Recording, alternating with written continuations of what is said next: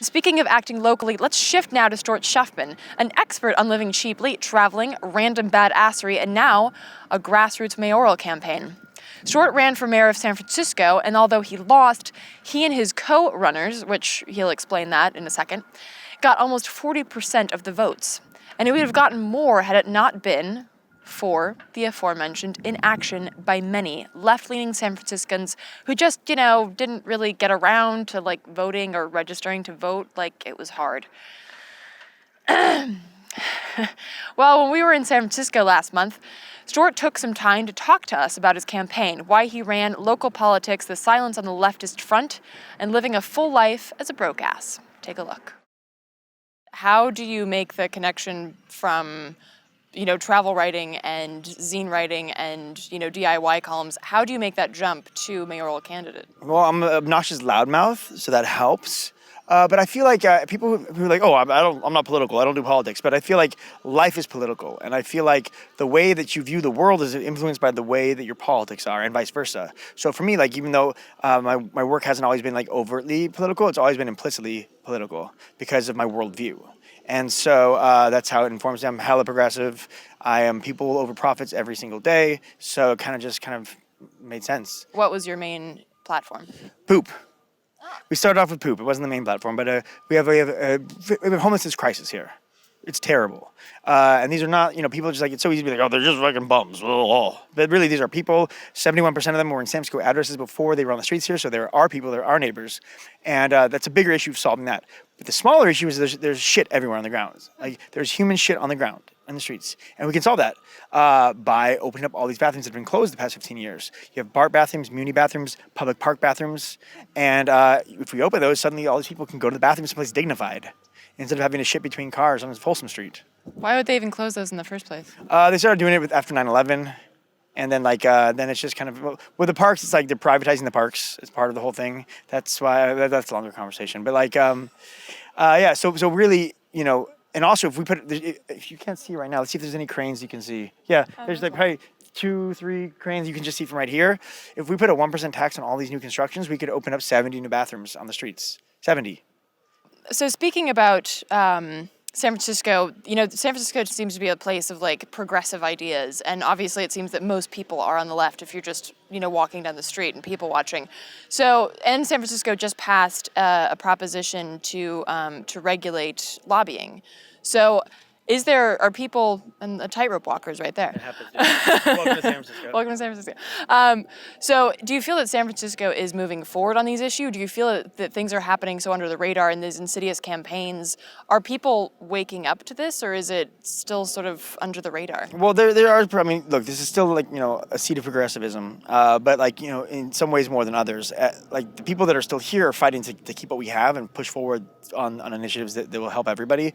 But you have so much more people come in who are this libertarian ideas. There's fuck you, get yours. And I got mine, and it's that's the idea. It's well, they should all pull themselves up by their bootstraps. And it's bullshit because that's just not how the world works. They've done studies after studies after studies. This is trickle down economics doesn't work. So some of these things that have gone by are really cool. We need to get lobbying. We need to fucking shut all those lobbyists down as far as I'm concerned and put limits on what they can do.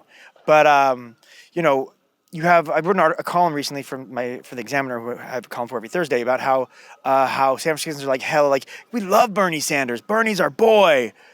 But then they don't support the same kind of ideals that he talks about locally.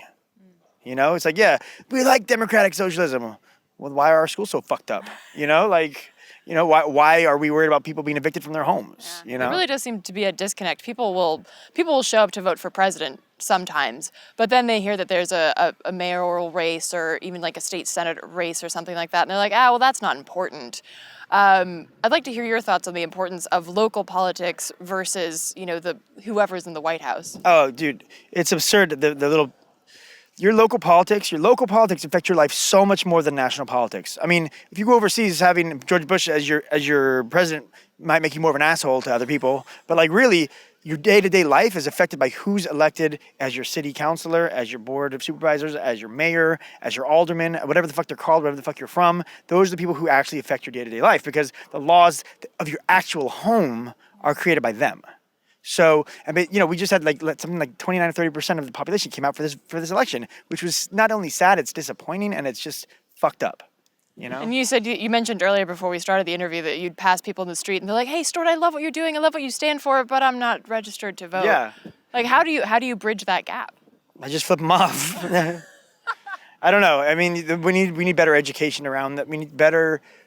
I think of everything in terms of messaging. Everything's about the messaging. And if we get a good campaign that's just like, don't be a dick, vote. We can maybe change that and explain to people why their local elections are so important. It may not be as sexy as your presidential election, but they're so much more important. I guess it's like the difference between that consistent sex you have with someone for a long time, or that one-off big shit that happens. Your local shit is so much more important. And more meaningful, like Yeah. the consistent sex of the same Exactly. person could be. That's a good analogy. I feel like there's I know that you specialize in social media campaigning as well. I feel like there's a social media and campaign in there somewhere about not being a dick and voting. Social media, I'm a little cranky at right now in general because of the amount of social media traction we were able to get as candidates. Myself and two other people we ran together for the first time ever as a collective. We call ourselves 1, 2, 3 to replace Ed Lee, and we have ranked choice voting here, also known as instant runoff voting. And it's myself, Amy Weiss, and Francisco Herrera, and our message was, vote for all three of us. So that way, if the current mayor, if Ed Lee had gotten less than 50%, it would have become a runoff, and then those other votes would be transferred. But we didn't get to the point of the runoff, but almost. He only got 56% of the vote, which is amazing because this is some fucked up, insidious shit. This is some fucked up fucking corporate power bullshit. The San Francisco Chronicle, which is bought and sold 80 fucking times over by the people in power, announced 5 hours before the ballots even closed that he won by a landslide, which he didn't win by a landslide. He only won 56% of the vote. That affects how people. Right. Oh yeah. And the media here, because I've got a higher, more elevated presence in the media because I'm part of the media and I've been doing weird, cool things out in public for a long time. I got personally a lot of media attention, but some of the other candidates didn't. And the media was like a blackout. We're like, instead of just saying that the mayor's running unopposed, why don't you focus on the fact that there are three people running together? Yeah. Why don't you focus on the fact that him being unopposed is a disservice to what we're doing? Because opposition is more than trying to win. Opposition is giving people hope. It's about trying to push the line of scrimmage further. It's about trying to get new ideas to people who didn't have them before. Opposition is so important no matter what form it comes in. And the fact that they're saying that he ran unopposed was some real bullshit. And so that's the shit we were up against. To learn more about what Stuart is up to when he isn't running for mayor, check out brokeassstuart.com.